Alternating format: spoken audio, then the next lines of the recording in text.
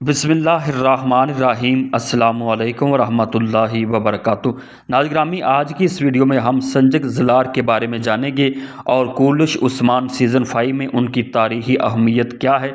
मगर मज़ीद जानने से पहले अगर आप हमारे चैनल पर नए हैं तो सबसे पहले हमारे चैनल को सब्सक्राइब कर लें और साथ लगे बेल आइकन के निशान को प्रेस कर दीजिए ताकि आने वाली वीडियो के नोटिफिकेशन आपको बर वक्त मिल सकें। तो नाज़रीन किराम, कुलुश उस्मान सीज़न 5 में आने वाले ये लोग जिनका ना तो कोई कबीला था, ना ही उनका कोई सरदार और ना ही किसी के मातहत चलते थे, बल्कि खुद एक दूसरे से इस्लाह और मशवरे के साथ चलते थे।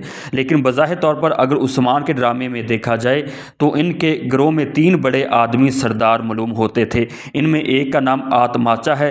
तारीखी इतबार से पता चलता है कि आतमाचा का आबाई वतन कोनिया था और ये भी कहा जाता है कि वो सल्जूकों की फ़ौज में भी शामिल थे। लेकिन जब कोनिया पर मंगोलों ने हमला किया और उसका इक़्तिदार संभाला तो उसके सारे ख़ानदान के लोग मर जाते हैं। यूँ ही आतमाचा फिर कोनिया को छोड़ देता है और सल्जूक रियासत से अलहदगी अख्तियार कर लेता है। बाद में बेघर लोगों को इकट्ठा करता है, उनका एक गिरोह बना लेता है और डाके डालने शुरू कर देता है और इसके साथ साथ सल्जूकों और मंगोलों के काफ़िले पर हमले करते हैं। लेकिन एक दफ़ा उसने किसी काफ़िले पर हमला किया तो उसे पकड़ लिया गया और फिर बाद में उसे कैद में डाल दिया गया।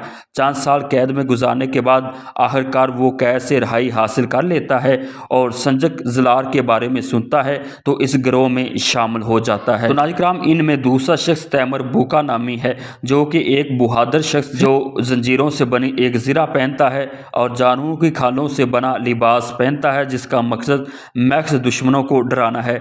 इसके बारे में भी ये कहा जाता है कि तैमूर बुका भी सल्जूक रियासत के जला वतन कमांडरों में से एक थे।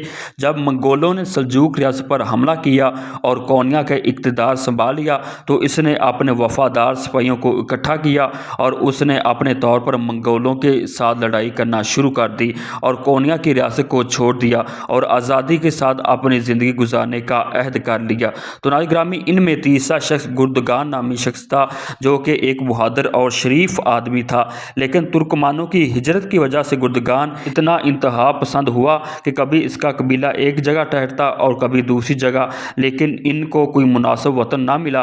गुर्दगान अपने कबीले के सरदार की तरह ना सोचता था, बल्कि उसे अपने आप में अकेलापन महसूस होता था और उसके अपने कबीले से कुछ इख्तलाफात भी थे।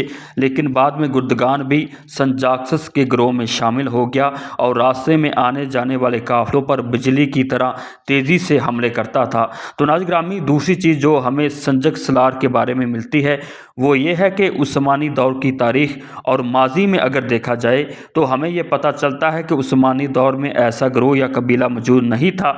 लेकिन ये हो सकता है कि जब मंगोलों ने सल्जूकों पर हमले किए थे, बहुत सारे ख़ानदान, कबाइल और जंगजू कोनिया की रियासत से अलग होकर तत्तर बत्तर हो गए थे। उनका कोई एक ठिकाना नहीं था, कभी एक जगह से हिजरत करते थे तो कभी दूसरी जगह से हिजरत करते थे।